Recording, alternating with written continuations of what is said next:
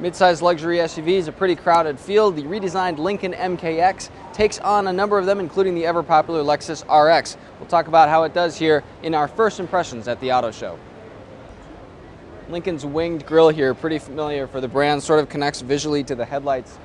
Pretty similar looking up front here to the MKC, Lincoln's smaller SUV, but significantly larger proportions obviously, and that becomes evident as you get around the sides. It doesn't look so stubby, and in back, the tailgate doesn't have that sort of clamshell wraparound thing going on that the MKC does. I gotta say, this is kind of a better looking car, if only slightly. Both of them look pretty good.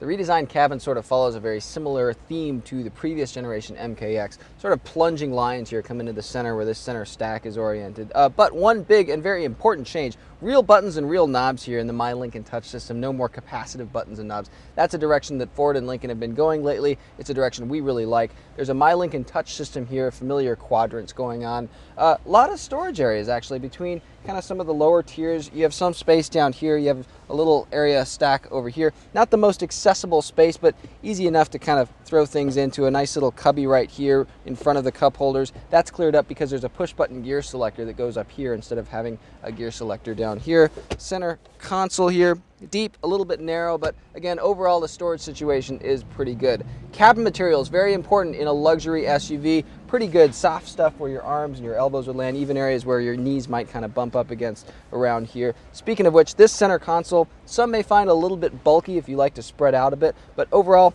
it's not too bad.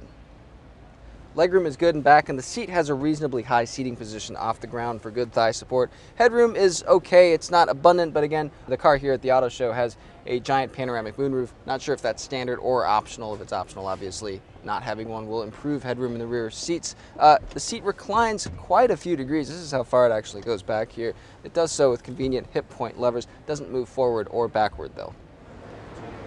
Two available V6 engines will have at least 300 horsepower. That should prove potent on the highway in terms of passing. More of that when we get our driving impressions of the MKX close to its on-sale date in the fall of 2015.